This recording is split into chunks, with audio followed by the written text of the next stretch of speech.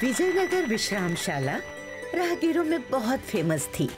विजयनगर के रास्ते आने जाने वाले व्यापारियों के लिए रुकने और भोजन करने की सबसे अच्छी और सबसे सस्ती जगह यही थी।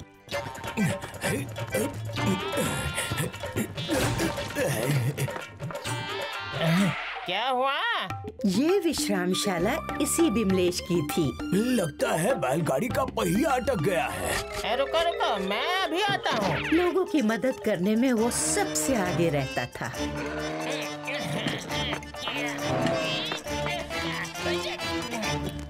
धन्यवाद बिमलेश। भास्कर भाई, आप भोजन करके आराम करो, मैं इस रास्ते का कुछ करता हूँ।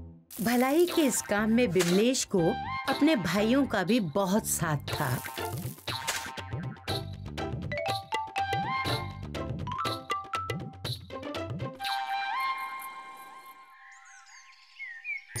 वाह बिमलेश भाई, इस रास्ते को बनाकर तुमने बहुत अच्छा काम किया। संभल कर भाई, फिर आना है।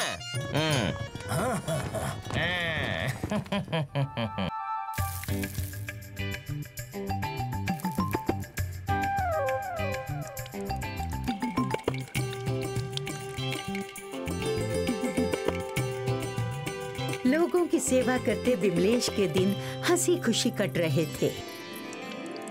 और एक दिन बिमलेश की विश्रामशाला में एक आदमी आया जिसे उसने पहले कभी नहीं देखा था। बहुत दूर से आए हुए लगते हो भाई। विश्रामशाला में भोजन प्रसाद पाकर आराम क्यों नहीं करते हैं?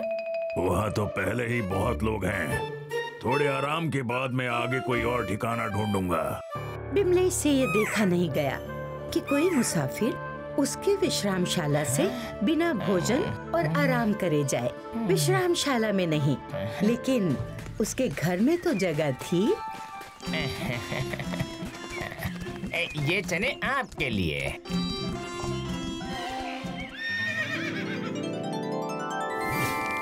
लगता है इनको बहुत अच्छा लगा।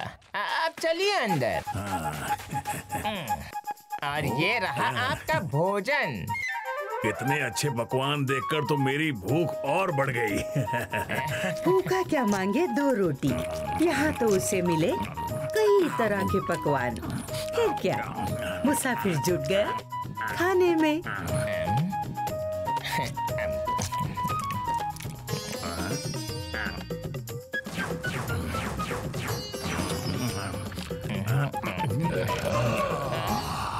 भरपेट भोजन के बाद मुसाफिर और उसका घोड़ा दोनों तरोताजा होकर आगे बढ़ने के लिए तैयार थे। अति स्वादिष्ट भोजन और सत्कार के लिए धन्यवाद भाई। तुम बहुत सरल और सहृदय हो। तुम्हें कोई चिंता या परेशानी हो तो बताओ मुझे। चिंता परेशानी नहीं तो मुझे किस बात की चिंता होगी, हैं? मेरा भरा पूरा परिवार है, 2 भाई हैं, हम सबके बच्चे साथ में खेलते हैं। ये विश्रामशाला है जिसमें लोगों की सेवा करके मेरा गुजारा अच्छे से चल जाता है। मुझे किसी बात की चिंता नहीं है। ओह, तो तुम ऐसे अपने दिल की बात नहीं कहोगे। रुको।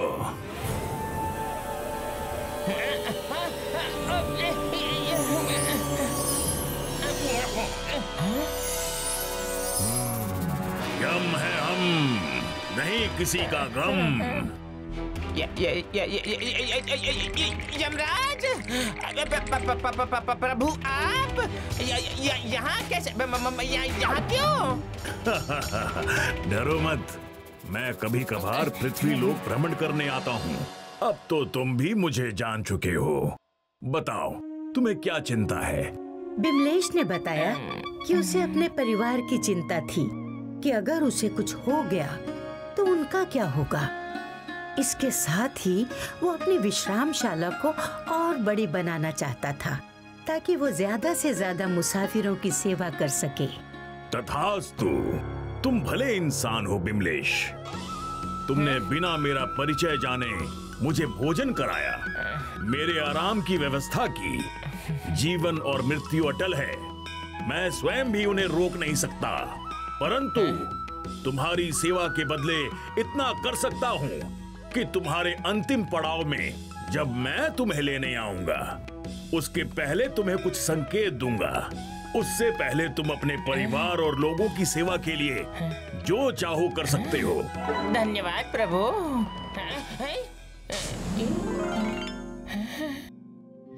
यमराज से आश्वासन मिलने के बाद अब बिमलेश की कोई चिंता नहीं बची।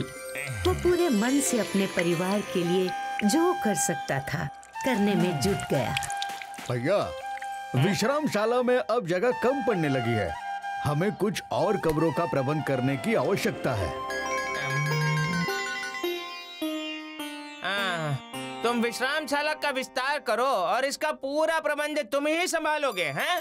अनुज तुम्हारा साथ देगा, ठीक है? धीरे धीरे बिमलेश ने अपने दोनों भाइयों को भी विश्रामशाला के काम में लगा दिया।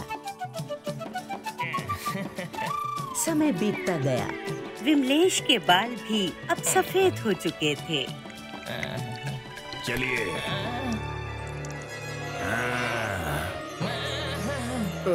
क्या हुआ भैया? कुछ नहीं, मैं ठीक हूँ। भैया, मैं सोच रहा हूँ कि विश्रामशाला के लिए एक और भोजनालय की आवश्यकता होनी चाहिए। मैं इसका प्रबंध अनुज को देना चाहता हूँ। बिमलेश खुश था क्योंकि अब उसके दोनों भाई भी अपने पैरों पर खड़े हो चुके थे। समय बीतता गया और बिमलेश के भाइयों ने उसकी सलाह पर चलते हुए विश्रामशाला के काम भी संभाले और बढ़ाए भी। लेकिन बिमलेश को इंतजार था उस संकट का जो यमराज उसे आने से पहले देने वाले थे। चले, चलने का समय हो गया। प्रभु आप? प्रभु नहीं भैया, मैं हूँ। आपको हमारी नई विश्रामशाला का उद्घाटन करने जाना है ना? वो तो मैं भूल ही गया था अनुज। चलो भैया। बिमलेश के जीवन की सांझ होने आई थी, लेकिन जीने का मोह इंसान को अंतिम समय तक नहीं छोड़ता। सो बिमलेश के साथ भी ऐसा ही था।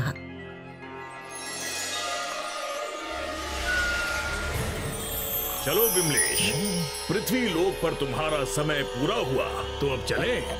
अनुज।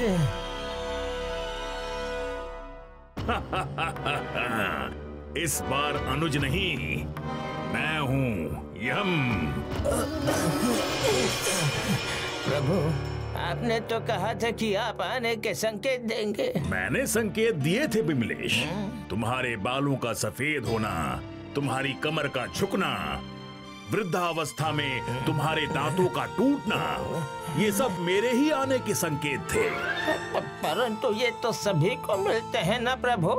हाँ, इसीलिए तो गुनी जन इस समय की तैयारी करके रखते हैं, जैसे तुमने की। मैं देख रहा था, तुमने अपने भाइयों को अपने काम में निपुण बना दिया है। अब वो भी देखभाल और लोगों की सेवा खुद कर सकते हैं। बिमलेश को महसूस हुआ कि अनजाने में उसने उस दिन यमराज के कहने पर अपनी सारी जिम्मेदारियों को अच्छे से संभाला था। अपने भाइयों को इस लायक बनाया था कि वो उसके जाने के बाद भी परिवार की देखभाल कर सकें। अब उसके दिल पर कोई बोझ नहीं था। उसने हंसी खुशी यमराज के साथ पृथ्वीलोक को अलविदा कहा।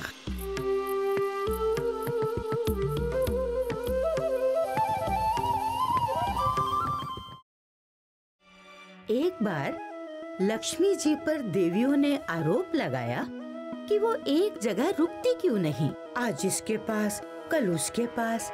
तब लक्ष्मी जी बोली, जो मेरा आदर करते हैं, अपना धन सोच समझकर खर्च करते हैं, मेहनत करते हैं, मैं उनका साथ कभी नहीं छोड़ती।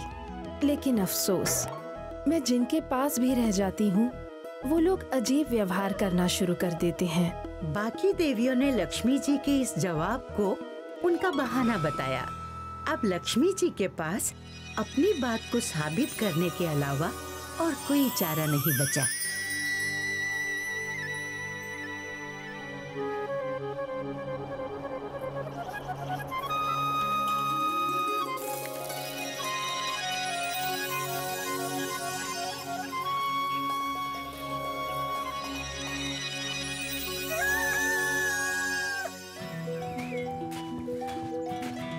के परिवार का गुजारा जमीन के इसी टुकड़े पर होने वाली खेती से चलता था। जल्दी खोलो, मुझे भूख लगी है।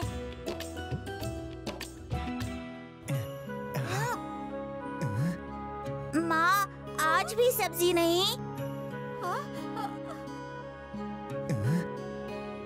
जब तक खेत में सब्जियां नहीं उग जाती, तब तक मैं इस आम के साथ रोटी खा लेता हूँ।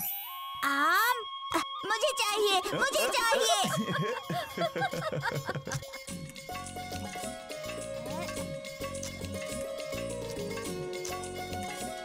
रामू का परिवार गरीब जरूर था, लेकिन खुश था। और आज तो उसकी खुशी दुगनी नहीं, चौगनी होने वाली थी।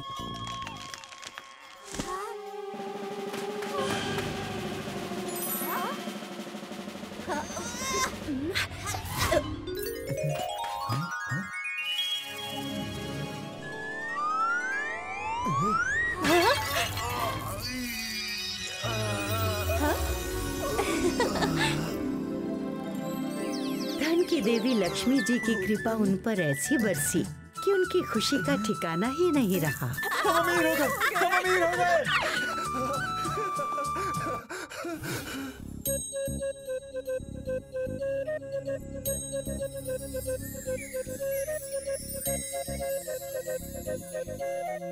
रानी खजाने की रखवाली करने के लिए घर पर थी और रामू खेत में। घर में खजाना हो तो भला रामू का मन कड़ी धूप में मेहनत करने में लगता।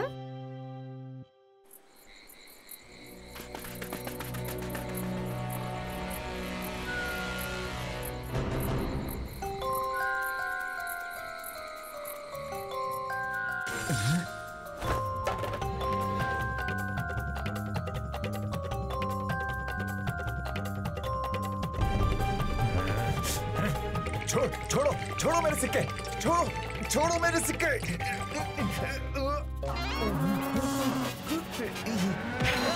धन के साथ उसके चोरी होने का डर भी तो लगता है, वही रामू को था। इतनी जल्दी आ गए?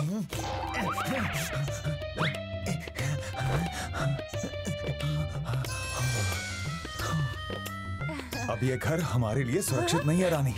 तो सिक्के मिलने के बाद रामू ने एक आलीशान घर बनाया और ऐशो आराम से रहने लगा। अब रामू वो पहले वाला रामू नहीं था। लक्ष्मी जी की कृपा से उसके ठाट बाट ही बदल गए। अब वो विजयनगर का सबसे अमीर आदमी था। रामू सेठ देखो तो क्या लाया हूँ पाई पाई जोड़ के। चावल है। चावल? सिर्फ चावल? अरे रामू सेठ, आप तो पारखी हैं। चावल नहीं, मोती है। देखो कैसे चमक रहे हैं। खास आपके लिए मंगवाए हैं पाई पाई जोड़ के। लेकिन भंडार में पहले से ही अनाज भरा हुआ है। अरे वो गरीबों में बांटकर पुण्य कमा लो बेटी। अब वो रखा हुआ अनाज रामू सेठ थोड़ी ना खाएंगे, क्यों सेठ जी? नहीं, बिल्कुल नहीं। अरे देख क्या रहे हो? अनाज उतारो गाड़ी से भैया, पाई पाई जोड़ के।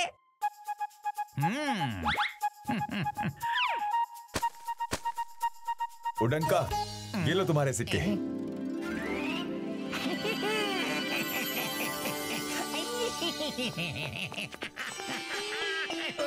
मनु सेठ, आप क्या लाए हो? अरे काहे का सेठ, मैं तो गुलाम हूँ आपका, सेवा करने आया हूँ। दूर देश से असल मलमल और मखमल का कपड़ा आया था, सोचा दिखा लाओ। दिखाओ।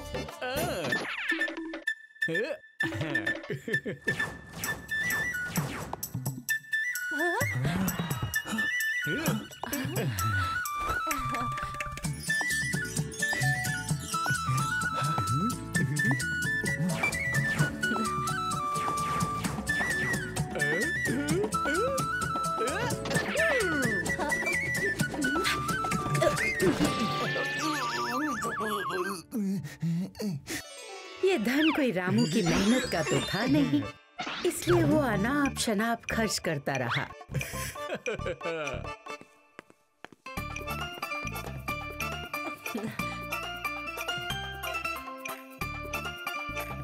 जो जितना मांगता वो उसे दे देता। रामू के पास पैसे कम हुए, लेकिन उसके शौक नहीं।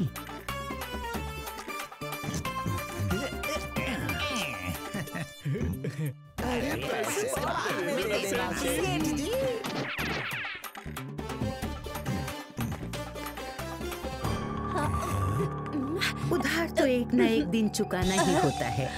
आखिर वो दिन आ ही गया। सिर्फ एक सिक्का, लेकिन अपना हिसाब तो ज्यादा है सेठ जी, पाई पाई जोड़ के। मेरे पास तो अब सिर्फ यही है। अब ये आपके पास बहुत कुछ है रामू सेठ। अपने हिसाब के बदले उडांका रामू के घर से सामान और घोड़ा गाड़ी भी ले गया।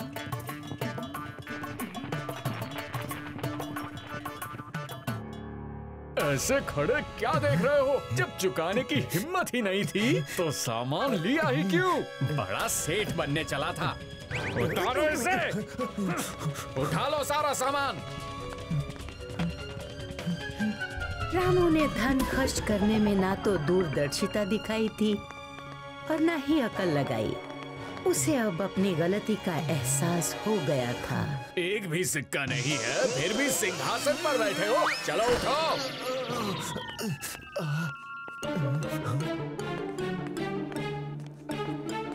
ए, रुको, मेरे सेठ ने कहा है सारा सामान उठा लो। हट जाओ।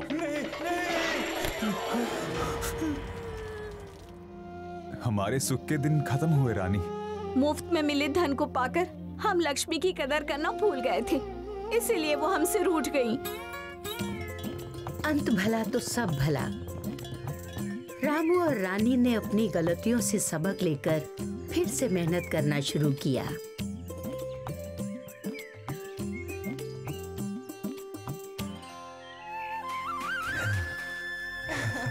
रामू की मेहनत रंग लाई और एक बार फिर लक्ष्मी जी प्रसन्न होनी शुरू हुई और देवियों को उनका उत्तर मिल गया कि लक्ष्मी जी एक घर में इसलिए ज्यादा नहीं रुकती क्योंकि लोग उनकी कदर करना छोड़ देते हैं।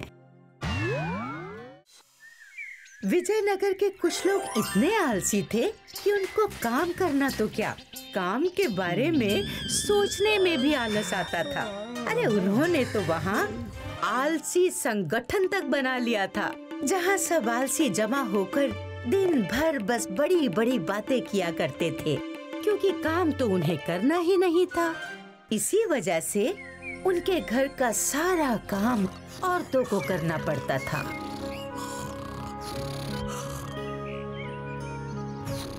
ये बादलों को भी अभी ही हटना था, सोने भी नहीं देते आराम से।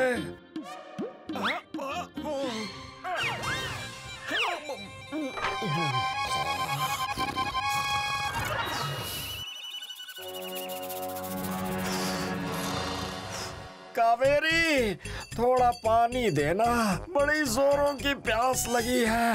अरे वही तो रखा है पानी, घर का कोई काम तो करना नहीं है, कम से कम पानी तो खुद से उठा के पी लो। हाँ हाँ पी लूंगा आराम से। ये हुई ना बात। अरे ये टोकरी सर में रखने के लिए नहीं, खेत से सब्जी लाने के लिए दी है, लेकिन तुम्हें सोने से फुर्सत मिले तब ना। अब मुझे ही जाना पड़ेगा। अगर हम भी काम करेंगे तो बातें कौन करेगा? आराम से।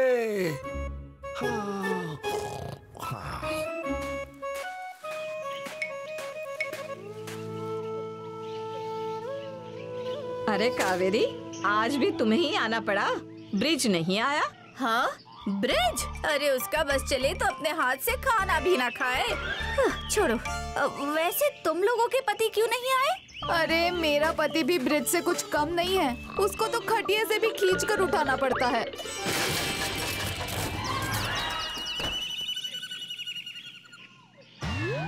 सबका यही हाल है, एक से बढ़कर एक आलसी है। मैं तो अपने पति के आलस से परेशान हो गई हूँ। घर का एक काम भी नहीं करता, सब मुझे ही करना पड़ता है। मुझे भी इसका कुछ उपाय करना पड़ेगा। क्यों ना हम इनकी शिकायत महाराज विद्याधर से करें? वो हमारी बात जरूर सुनेंगे। हाँ, ये सही उपाय है। उन्होंने अपनी समस्या एक चिट्ठी में लिखकर महाराज तक पहुंचा दी। कई महीने बीत गए, पर महाराज की तरफ से ना तो कोई आदमी आया और ना ही कोई जवाब। इसलिए उनकी लाइफ में कोई भी बदलाव नहीं आया। ऐसे धीरे धीरे चलूंगा तो आलसी संगठन पहुंचते पहुंचते देर हो जाएगी, पर तेज चल भी नहीं सकता, वरना आलसी किस बात का।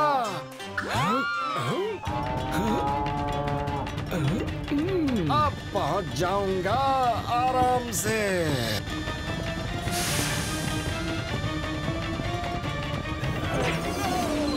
धन्यवाद सांड भैया। आज का किस्सा कौन शुरू करेगा? ब्रिज भैया तो अभी तक आए नहीं। ये लो आ गए। ब्रिज भैया, आने में दिक्कत तो नहीं हुई ना? अरे नहीं, बिना चले लेटे लेटे आ गया आराम से। चलो शुरू करते हैं। ये कौन आया है?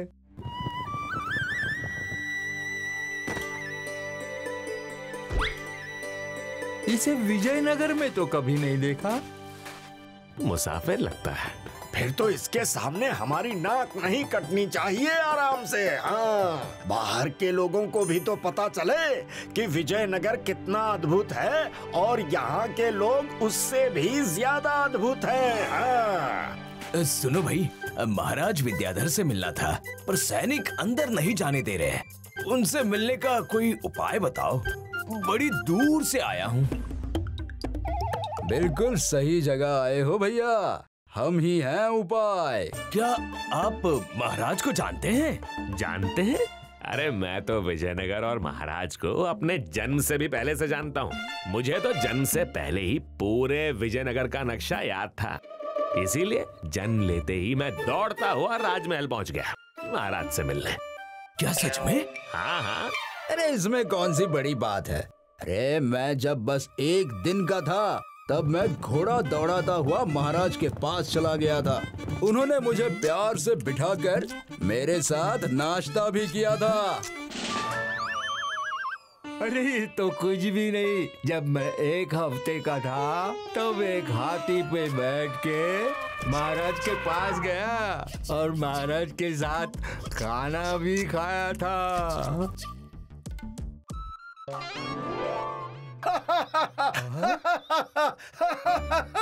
क्या हुआ ब्रिज भैया, मुझ पर यकीन नहीं है? अरे नहीं नहीं, बिल्कुल यकीन है, पर मैं सोच रहा हूँ कि इतनी छोटी सी बात पर तुम लोग कितना खुश हो रहे हो आराम से। मेरी कहानी सुनोगे तब तुम्हारा क्या होगा? अच्छा बताइए बताइए। तुम्हें पता है, जब मैं 1 महीने का था तो एक बार मैं चिड़ियों की तरह उड़ते उड़ते राजमहल के बगीचे में चला गया था आराम से। महाराज मुझे बगीचे में देखकर अपने महल ले गए और अपने सिंहासन पर बैठा दिया था। हाँ। इसका मतलब आप लोग महाराज को सच में बहुत अच्छी तरह जानते हैं। हाँ हाँ, कोई शक? फिर तो महाराज भी आप सबको जानते होंगे। बहुत अच्छी तरह, और हमारी अद्भुत शक्तियों की वजह से वो हमारी बहुत इज्जत भी करते हैं। फिर तो मेरा काम हो गया। कौन सा काम भाई? मैं राजमहल में काम करता हूँ। हाल ही में राजमहल का दरवाजा टूट गया और उसकी मरम्मत के लिए हमने 4 अद्भुत शक्तियों वाले आदमियों को बुलाया था, क्योंकि महल का दरवाजा इतने भारी लोहे से बना था कि उसे ठीक करना किसी आम आदमी के बस की बात नहीं थी। पर उन्होंने काम के बदले सोना ले लिया और चुपचाप बिना काम खत्म किए महल से भाग गए। महाराज ने उन्हीं को ढूंढने के लिए मुझे भेजा है। अच्छा, पर हम ऐसे किसी अद्भुत शक्तियों वाले इंसान को नहीं जानते। पर मुझे पता चल चुका है।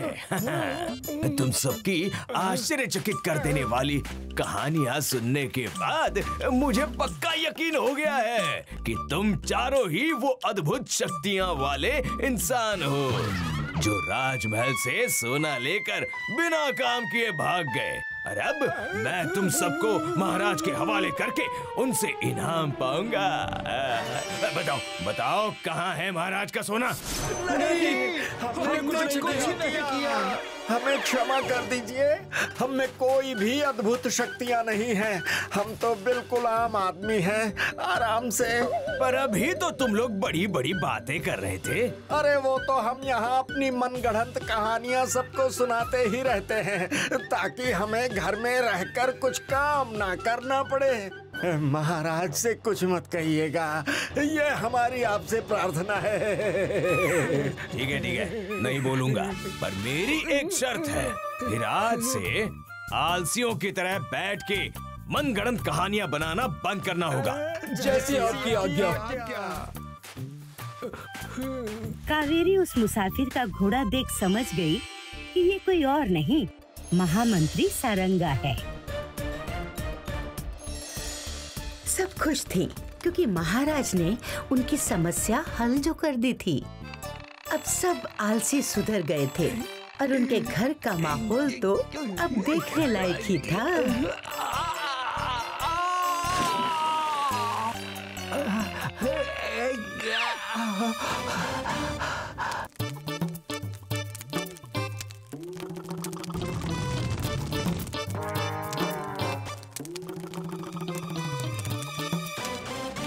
अरे चल, हट, चल जल्दी।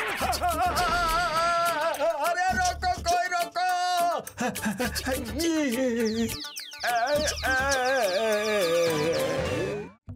If you like this video, subscribe to our channel Murthy Media.